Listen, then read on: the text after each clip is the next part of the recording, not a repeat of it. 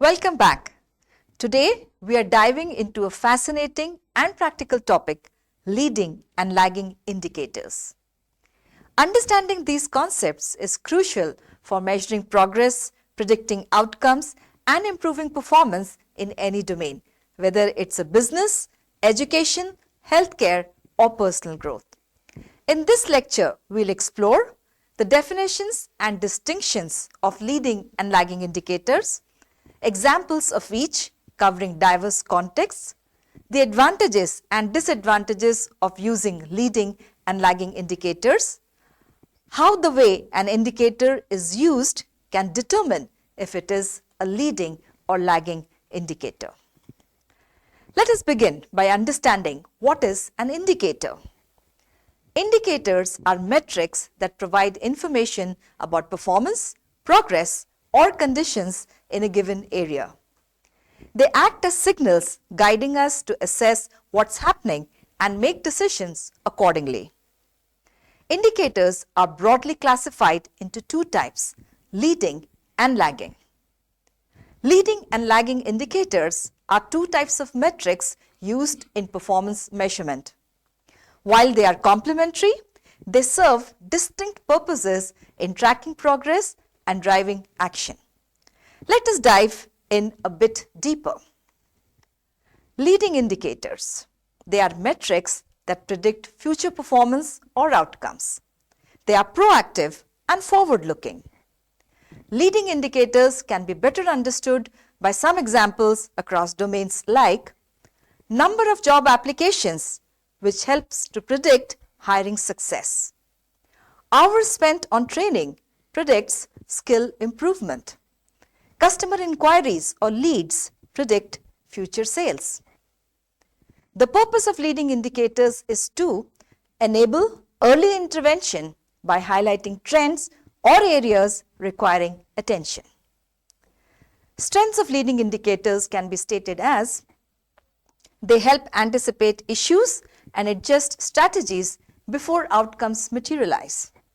They drive preventive actions. Weaknesses of leading indicators can be stated as leading indicators can be less precise or harder to link directly to final outcomes. They may require more interpretation and contextual understanding. Lagging indicators. They are metrics that measure outcomes or results after events have occurred.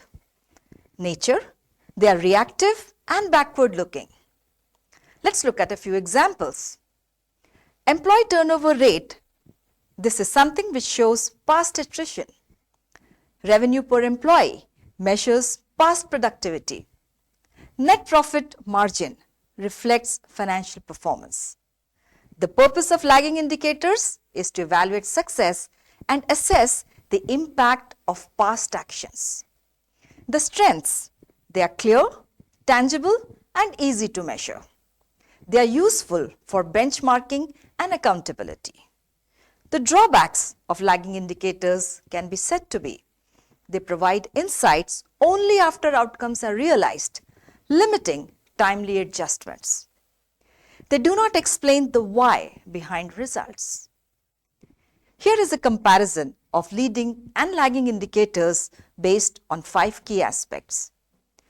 In summary, leading indicators guide proactive decision making and improvement, while lagging indicators provide a retrospective evaluation of performance. Both are essential for a balanced measurement system as they offer insights into both potential outcomes and actual achievements. Leading indicators in HR predict future trends and outcomes, helping organizations take proactive actions to improve workforce performance and satisfaction. Let's look at some examples. Number of job applications received. A high volume of applications may indicate an attractive employer brand and potential for future hiring success. Employee engagement scores. Regular surveys measuring engagement can predict future employee retention, productivity, and job satisfaction. time spent on employee training and development. Increased focus on training signals improved future employee skills and readiness for leadership roles. Ratio of internal versus external hires. A higher proportion of internal promotions may predict stronger employee morale and lower turnover rates. Diversity in recruitment pipelines. Tracking diversity at the recruitment stage provides insights into the organization's future ability to achieve inclusivity goals. Lagging indicators measure the result of past actions, providing a retrospective view of HR performance and outcomes. Let's look at some examples.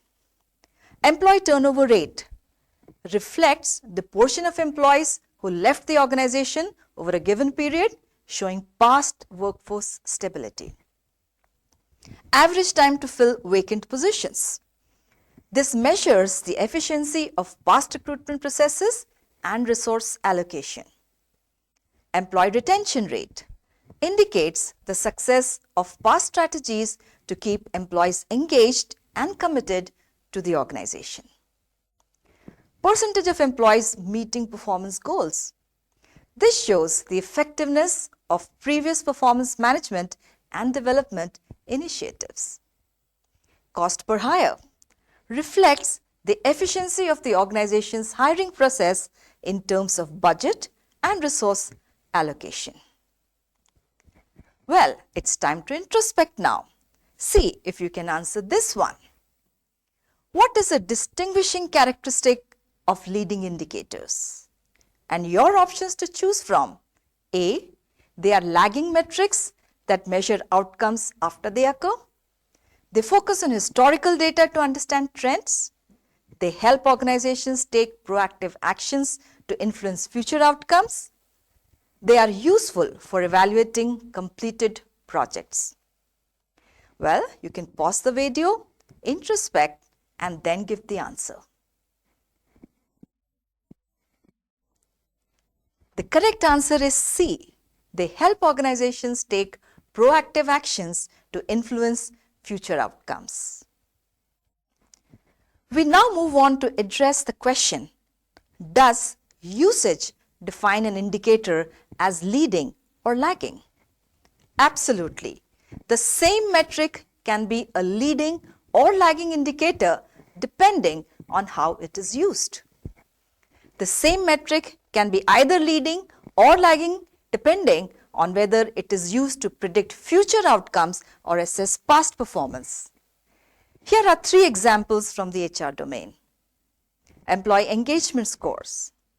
As a leading indicator, when used to predict potential turnover or productivity issues, engagement scores act as a leading indicator.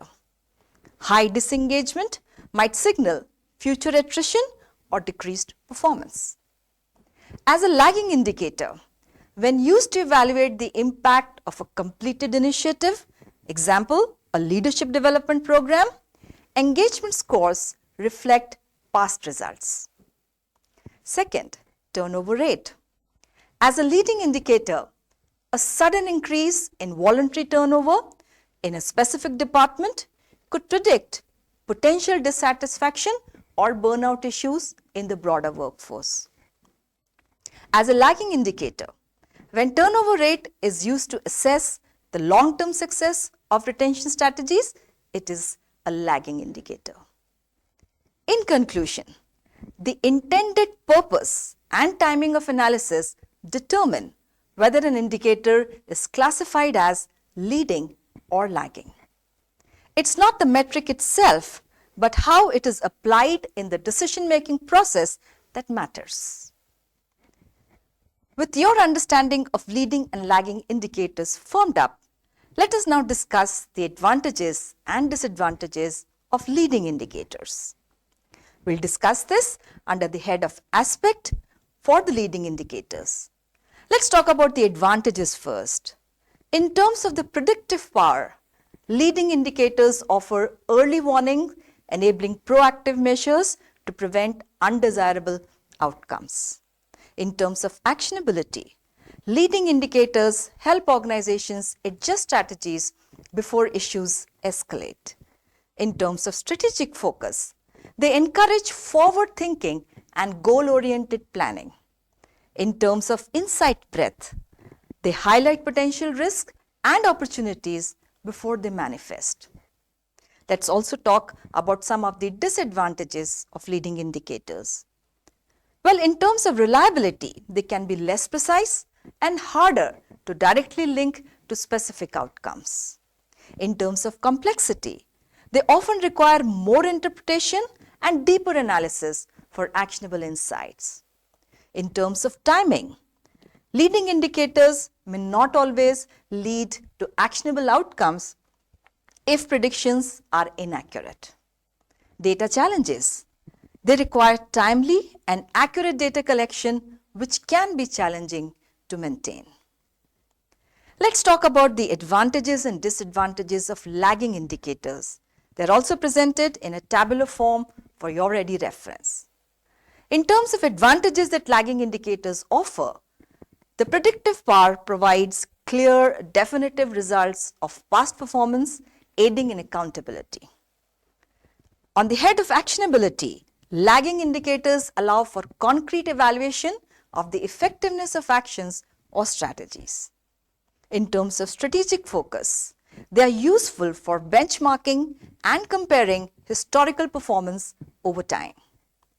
Insight breadth provide a comprehensive view of the final results showing what actually occurred. Some of the disadvantages of lagging indicators in terms of reliability, they only reflect past performance, offering no insights into the future trends. In terms of complexity, they provide limited guidance on what actions to take for future improvement.